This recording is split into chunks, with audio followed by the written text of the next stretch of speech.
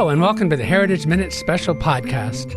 I'm your host, Lieutenant Colonel Retired Steve Simon, USAFA Class of 77. Previously on the podcast, I began my conversation with former Academy Architect Mr. Duane Boyle. We ended Part 1 talking about his early experiences at the Academy.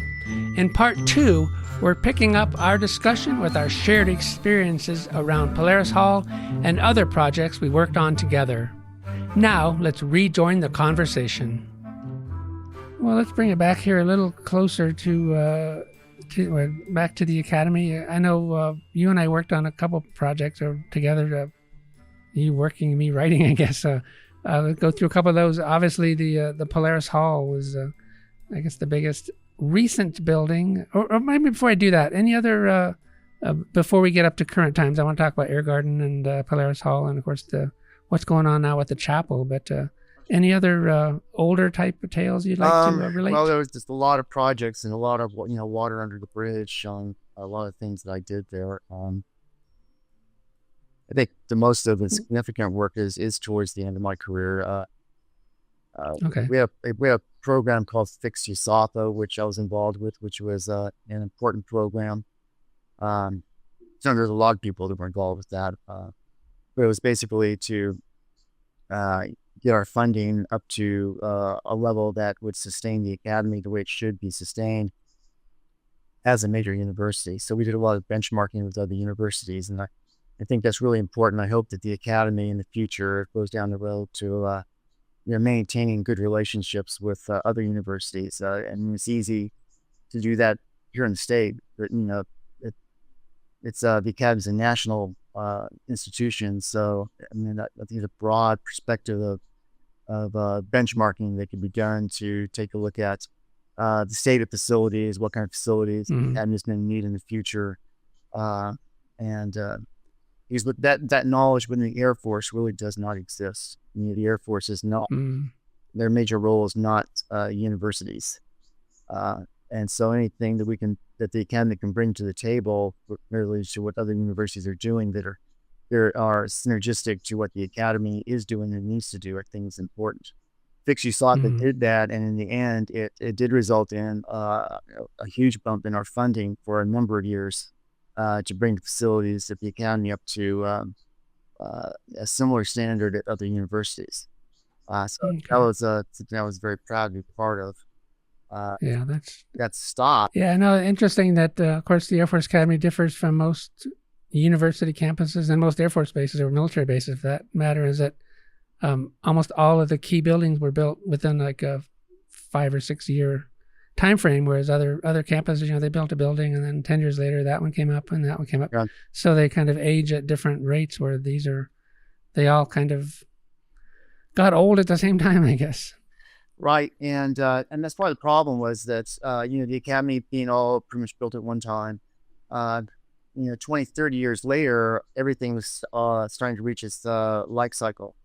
Right. Both exactly. roofing, pavements, much we reached their life cycle much sooner than other things. But window wall systems, so many things, into the end of their life cycle all at one time. Versus, like you say, other campuses or universities where a building might be built, 1 year, and then a couple of years down the road, another one, then a couple of years down the road, another, where the life cycles are going to be coming to an end at different times. It's easier to right, exactly, spread out. It was at the Academy where everything was happening at the same time. Yeah, and also it seemed like with the Academy, maybe just because it just looks so modern, it looks so clean, it looks so fresh, even 70 years later, that you don't realize that it's deteriorating, but it doesn't look like it. Right, and that was prior to the Fix USAFA program. That was one of the big things, because the perception was we just built it, so why do we need to start putting more money into it when it wasn't just built, it was starting to age, and people would see it, it's all glass and it's shiny. The perception is, well, it looks fine to me, so why do we need to put money into it? When the reality is, if you went down into the mechanical rooms, take a look at the terrazzo repairs, things like that, it's it was in need of more money, and that's what Fix USAFA did.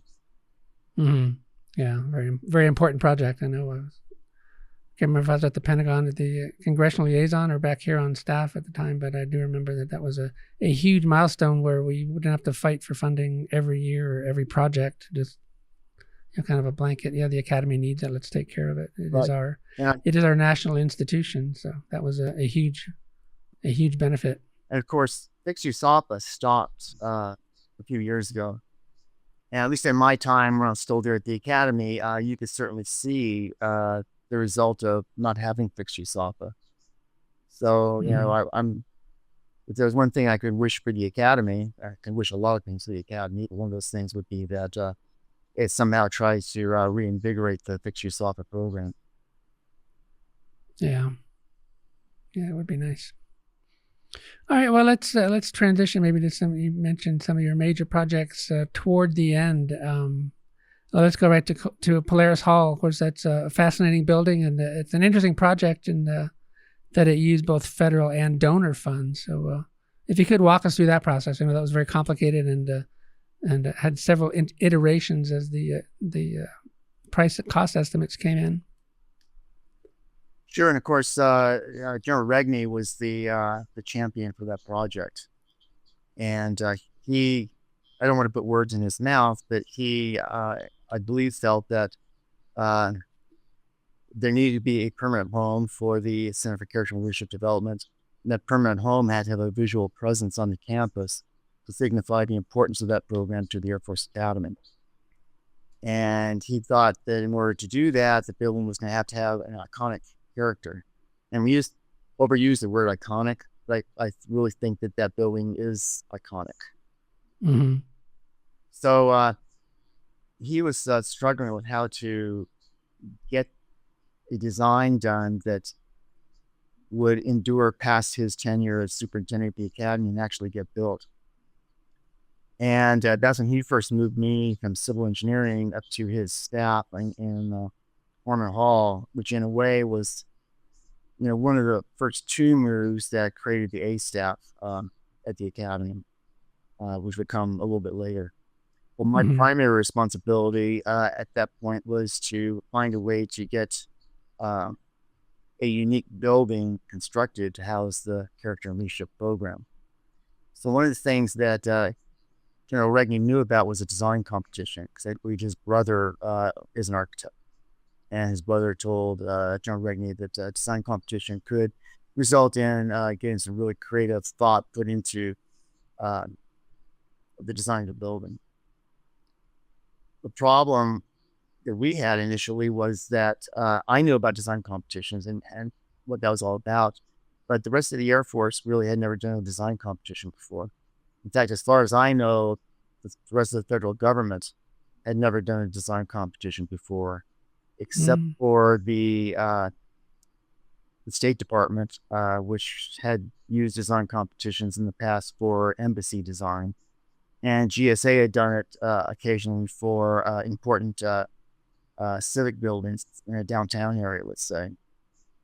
So I actually went to Washington and talked to, his name is Tom Boones. He was in charge of the GSA Design Excellence Program. And he was the one who arranged for a couple of design competitions within for GSA. And so I went back to Washington and talked to him about how their program worked, because the idea that General Regney and I talked about was doing a national design competition, where basically you come up with the requirements for the building, a location for the building, and then you let any design firm that is interested propose on it. And then those proposals are narrowed down to a limited few, and then a jury is established to further reduce the number of potential designs, and then finally select the architectural firm that would have the commission to design the building. As a result of General Regney's politicking with some key folks at the Pentagon, the money for the government-funded portion was appearing that was going to flow faster than would allow us to do a national design competition. So then the question was, well, how do you still get all creative content into design? So while that discussion was going on, General Regney was talking to the to the donors about the potential for there being a donor contribution towards the building, because he realized that you could use some government money to do the building, but anything that's an iconic part of that building that's really going to stand out is probably going to need to be funded with donor money.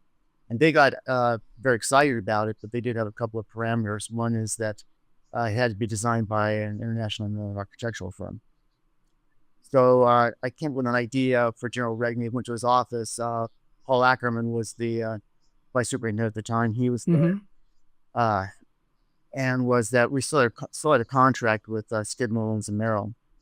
And what would happen if we approached Skidmore is the idea that they compete their three large offices against each other independently.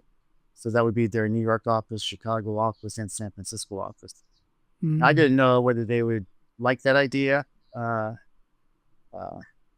or whether they would be opposed to it. So I contacted a guy named Mark Leninger, who's in the New York office, who's our project manager for Skidmore. I told him what I was thinking. And so he said, let me get back to you. And he got back to me very quickly, surprisingly, that the firm was very interested in doing this internal design competition. I emphasized that it had to be each office doing it individually, because we didn't want any collusion between the offices, because we wanted three independent ideas of what could happen. And they agreed to that. So we basically sent the information that we had out to, as far as space adjacencies and things like that, space sizes, to them to start taking a look at. While that was happening, we wanted to make sure that the site that we had chosen, or we were thinking, was the right site, because we wanted this project to have a high degree of credibility, because now it was not only going to be obviously an important project for the Air Force, it was really an important project outside of the Air Force. We wanted to make sure we were making the right decisions. So we brought out for a few days Marilyn Jordan Taylor, who is a former Skidmore and Merrill partner, and at that time was the dean of the School of Architecture at the University of Pennsylvania, and also Phil Benquist, who is a very noted urban designer with Skidmore and Merrill in Chicago. And so Marilyn and Phil spent a few days looking at how cadets moved, how tourists moved, how staff moved, what the needs are as far as where the confluence of all these three constituencies was. And they recommended a rectangle between the south wall of Arnold Hall, the west facade of Vandenberg Hall, and the stairs that go down to the troughs off of the honor court. And within that rectangle, the three SLM offices could put their building wherever they wanted to. So we gave the three SLM offices that information and sent them on their way. And about halfway through the concept development phase, we decided we wanted to go to visit each office and see where they were at, see if we could answer any questions and actually see what they were coming up with. So we went to Chicago first, then we went to New York, and then to San Francisco. And what we saw at that time, and it was basically, I went, Paul Ackerman went, General Regni went, Tom Berry went. And what we saw was three completely, radically different concept designs from each other, which is exactly what we wanted. So we came back to the academy then, and the next step was to come up with a jury that would basically take a look at those three concept designs and then make a recommendation to the Air Force which one they think should be built. And so once again, back to the idea of credibility, we wanted to make sure that there was a broad representation in the design of this building that was going to go on a National Historic Landmark campus.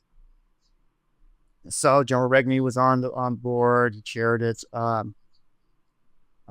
had a donor on the board. Max James was on the board as the donor. We had a cadet to represent cadets' interests. General Eulberg from the Pentagon, the Air Force Civil Engineer, was on it. And then we also had, wanted to make sure there was representation from academia, which kind of goes back to the original design review board for the Academy that had Pedro Paluski from Yale on that design review board. Kind of the same idea. So we asked Joan Achman, who is the director for the Center for the Study of American Architecture, Columbia at the time. And the dean of the School of Architecture at Cornell, Kent Kleiman, was on the jury. So that kind of rounded out the jury. And then we had a number of advisors to the jury, which included the State Historic Preservation Officer and the National Park Service, as well as the AOG. And Tom Berry was also representing the center on that advisory group. So all three SOM offices came in and presented their designs independently. The superintendent's aide at the time was so efficient with it that she had things scheduled. So I don't think, even though all three SOM officers were in Harmon Hall at the same time, I don't think anybody from one SOM office ever saw anybody from another SOM. So they all came in the morning, presented their concept designs. They left then. Everybody had lunch in the superintendent's conference room after that. And then the jury met in the afternoon and selected the New York City the SOM New York City office concept to be built. And basically what you see today is almost exactly what was shown at the design competition. In fact, if you take the model that's in Polaris Hall now, that was the model that was presented to the jury.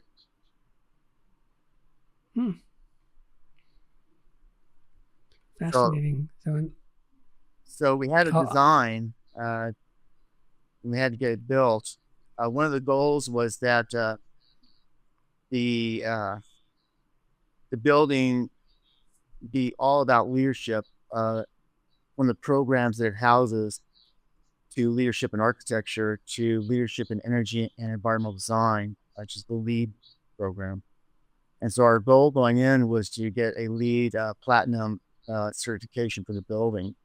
And during design, we were well on our way towards getting that certification. And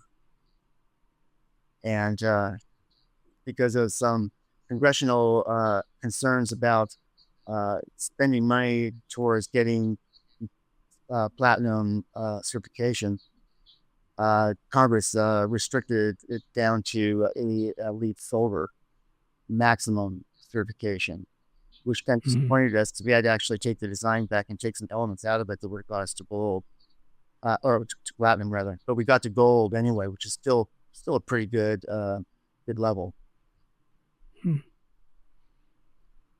One of the other, and then there was the issue with the funding, or with there wasn't enough government funding. Is that the way it turned out? The tower was around $12 million. And so that was obviously going to have to come from donors, because I don't think that the Academy could take the heat for building that tower using taxpayer money. Right. And so Tom Berry came up with the explanation of the difference between where government money was spent and where donor money was spent. And it was basically, if it looks good, if the government paid for it; if it looks really good, it was donor funded. So the tower, obviously, it looks really, really good. Yes. As far as I know, I've never heard anything controversial about that design. The other notional thing that we gave Skidmore when they went into doing their concept design was that the building had to relate to the North Star. And we obviously the North Star is historically a navigation tool. So it's how you take that step further and how you navigate through your life, making good character and leadership decisions. It's also unwavering, just like good character and leadership should be. We didn't tell them how to do that. We left that to the three SOM offices, and the San Francisco office kind of had a baffle in the ceiling of their forum, which was symbolic of the North Star. Chicago concept had an Oculus also. Our current building has an Oculus. The Chicago design had an Oculus, but where you actually stood to look through the Oculus is kind of an ambiguous location. The powerful thing with New York that I think in the end sold that design was that it's a very purposeful location of where you are to be able to view the North Star. very powerful. So I think that's what ultimately tripped it towards the selecting the New York City concept. Specifically, the honor hearing room where the right accused cadet would be sitting. Right. So that building is basically built around that seat, because that is the seat that's in direct alignment with the North Star. Yeah, fascinating building, and it's beautiful. I think almost all of it looks really good in my opinion. But yeah, it's certainly a great partnership between federal and donor funds. Air Gardens would transfer over there. I think that was almost all the renovation of the Air Garden. Of course, Dan Kiley designed it originally. The idea was to have some nature amidst all the steel and aluminum, and wanted a garden. And over the years, in fact, when I was a cadet, they filled in some of the ponds or the reflecting pools because of problems with drainage and repairs and costs and everything, and then ended up filling it all in. And you were involved in bringing it back to its regular glory, or original glory, and current glory. So if you could share some of your thoughts on that project.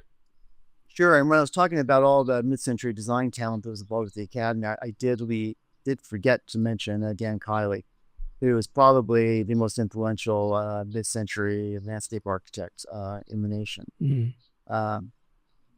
So the Air Garden was meant to be kind of an oasis in the middle of a large sea of plaza and buildings. It was filled in during the the early 70s. Yeah, 74, I think, 75. And it had always been my goal to try and find a way to restore it. From the day that I started at the Air Force Academy, and I knew what the Air Garden was like, my thought was, how can anybody ever fill it in? And was there a way to get it to come back? And the whole thing with the Air Garden, it started with General Hosmer, because, and if I can just backtrack a little bit in my explanation, when I met Walter, he would always talk about why the Academy is designed the way the Academy is. So he's this huge, and Walter was in charge of the entire design.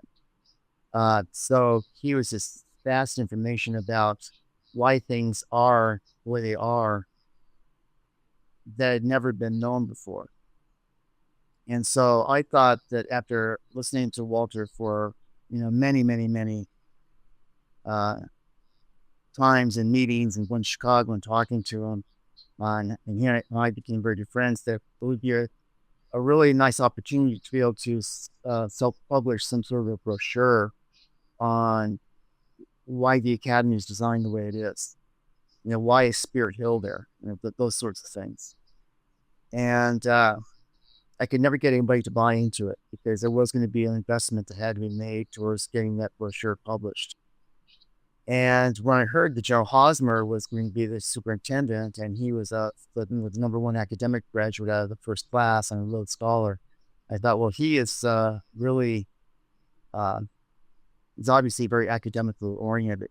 So I convinced my boss in civil engineering at the time that we should approach him, see if he'd be willing to support getting this brochure done. And so my boss in CE said, I'll go along with this, but if he comes back and says that he's not going to support it, then we're going to drop it. And so I said, that's fine. And so we sent staff summary sheet up to General Hosmer just after he first got there. And I thought it was probably going to take weeks, if not a couple of months, to hear back from him.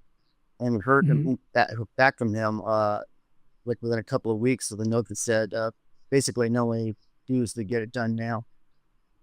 And that became then the genesis that eventually morphed into the book that the Academy commissioned, the Modernism at Mid-Century book, The Architecture of the United States Air Force Academy.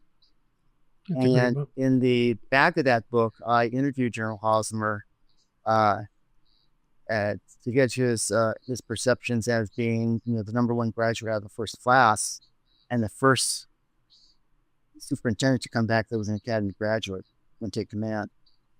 And I asked him during that interview what he thought of the Air Guards. He said he thought that they were beautiful. It's too bad that had to be filled in because water was leaking into the building underneath the air garden. Well, there is no building underneath the air garden. And when I told him that, Right. he kind of looked at me, and a couple of weeks later, we got a note down at civil engineering saying, what would it take to restore the North Mountain and the South Mountain? And we didn't know what had been done when it was all filled in. We didn't know if the tanks were taken out, what the situation was. So our civil engineer squadron was actually still an in-house squadron at the time when we had our own equipment. So we got a front end loader from CE and started digging out the North Pool. And sure enough, we hit the bottom of the pool. It's all still intact. Even the nozzles from the original pool were still there, although we didn't know them, ended up shearing them off with the front end loader. The underwater swimming pool lights were still all intact. And so it was a great platform to actually restore those two fountains. And that was the start of the restoration of the air garden. Then moved forward, a few years, and the endowment, having interest from donors and actually restoring the rest of it, was incredible, and obviously a very major project. So we basically went in, and we knew that the tanks were still there and they were in good shape, dug everything back out, put in new pumping equipment, and what you see is what's there now. The area where the trees were originally, all the honey locusts, was filled in also, and that was lowered back down to the same level it was, which is the same level for watered pools essentially. And I think that once the trees mature and get larger, right now there's a kind of a, visually there's a lot of water and there's a lot of pavement and a lot of gravel is there, and the trees need to mature so that they can take their places, being an integral visual component of the air garden. But I think that it turned out really well. We're going to pause here. I hope you're enjoying part 2 of my 3-part discussion with the now retired architect of the Air Force Academy, Mr. Duane Boyle. My visit with Duane ran about 90 minutes, and for a history buff like me, it was as enjoyable as it was enriching to explore the Academy's rich architectural history. Part 3 will publish in about 30 days. Follow us on Facebook, Instagram, and LinkedIn for updates and announcements at Air Force Grads. That's at Air Force Grads. You can also listen to our full conversation now at usafa.org/heritagehub. That's usafa.org/heritagehub. I'm your Heritage Minute special host, Lieutenant Colonel retired Steve Simon, class of 77. Thank you for listening.